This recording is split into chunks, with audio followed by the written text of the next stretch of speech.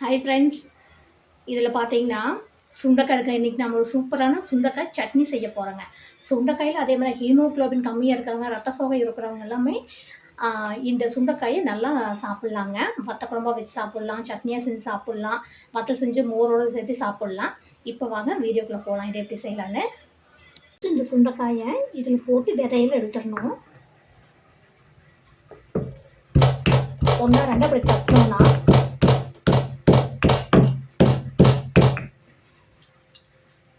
பார்த்தீங்களா, இந்த மாதிரி வந்துடும். இந்த மாதிரி வச்சு இந்த விதையெல்லாம் எடுத்துகிட்டு கழுவிக்கலாங்க. இப்போ இதெல்லாம் இடித்து எடுத்துக்கலாம்.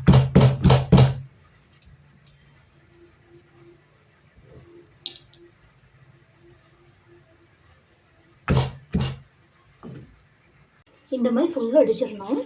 இது தண்ணி ஊற்றி இப்படியே கழுவிக்கலாம். கழுவினோம்னா இந்த விதை இதெல்லாம் வந்துடும்.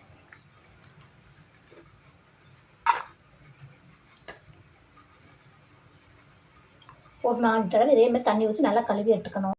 ஓகே ஃப்ரெண்ட்ஸ், இப்போ நல்லா கழுவி எடுத்து வச்சாச்சு பிரண்டையை. இப்போ சூப்பரான ஒரு சட்னி வந்து பார்த்துடலாம். ஸ்டவ் ஆன் பண்ணிக்கலாம்.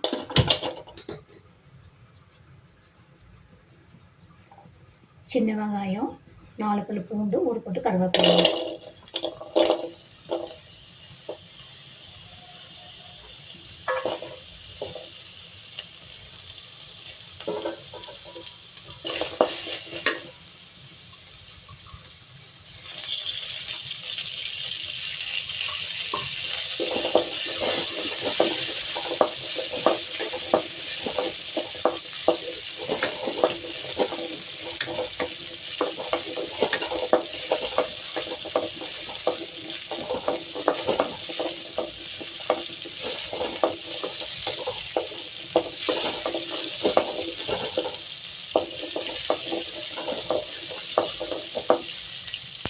நல்லா வதங்கட்டும்.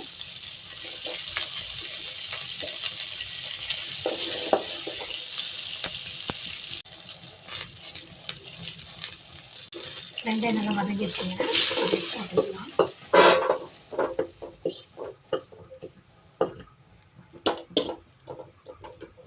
இதில் 1 ஸ்பூன் அளவுக்கு கொத்தமல்லி, 1/2 ஸ்பூனு சீரகம் நல்லா கொஞ்சம் வறுத்துக்கலாம். இது கூட 4 வரமிளகாய் போடுறோங்க. கொஞ்சமாக பெருங்காயம் இது போட்டு நல்லா வறுத்து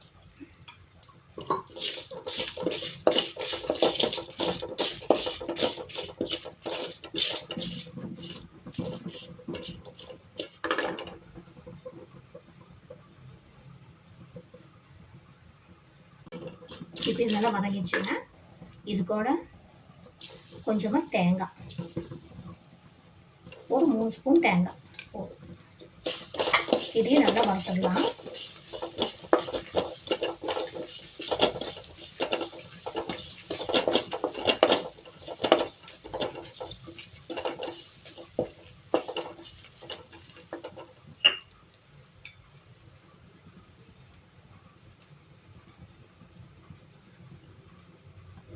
கூட கொஞ்சமாக புளி வைக்கிறேன்.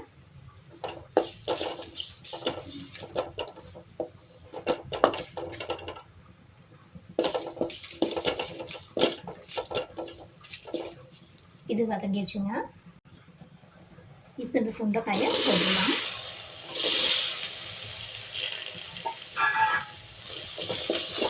இதை நல்லா வதங்கணும். ஃபஸ்ட்டு தண்ணியெல்லாம் வறுத்துக்கணும். அதுக்கப்புறமா எண்ணெய் எடுத்து நல்லா வதக்கலாம். கழுவி வச்சோம் பார்த்தீங்களா, வடித்து வச்சோம். ஆனால் இருந்தாலும் இந்த காயில் உள்ளெல்லாம் சிலது தண்ணி நிற்கும். அதெல்லாம் கொஞ்சம் வதங்கிக்கும்.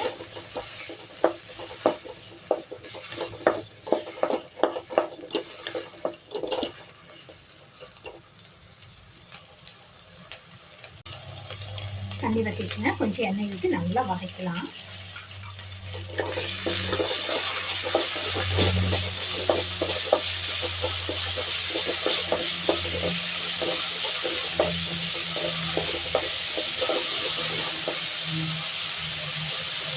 நல்லா அந்த பச்சை வாசனை போக நல்லா வதக்கணும்.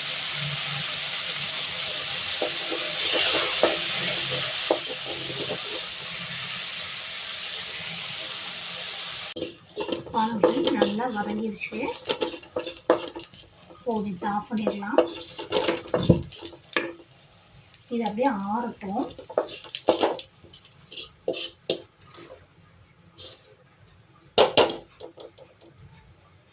இது ஆறுனதுக்கு அப்புறமா நம்ம இதை அரைச்சி எடுத்துக்கலாம். இப்போ இதை மிக்ஸி ஜாருக்கு மாட்டிக்கலாங்க. ஆறிடுச்சு. இதை போட்டு அரைச்சி எடுத்துக்கலாம்.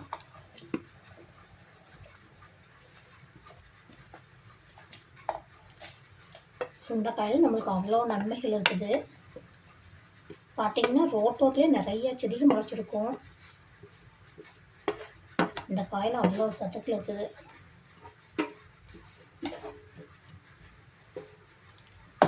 இதை அரைச்சி எடுத்துக்கலாம்.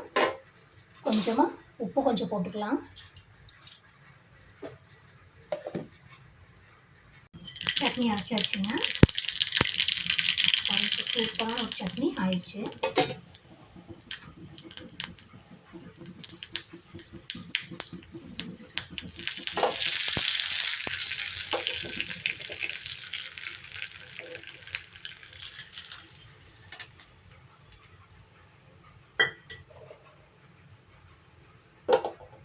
பாருங்கள் ஃப்ரெண்ட்ஸ், இப்போ சூப்பரான சுண்டைக்காய் சட்னி தயாராகிடுச்சு. இது இட்லி தோசைக்கும் வச்சு சாப்பிட்லாம், சப்பாத்திக்கும் வச்சு சாப்பிட்லாம். அப்புறம் சாப்பாட்டுக்கு இன்னும் நல்ல காம்பினேஷன். நல்லா சுடு சாதத்தில் நல்லெண்ணெய் ஏதோ ஊற்றி சாப்பிட்டீங்கன்னா செம்மையாக இருக்கும்.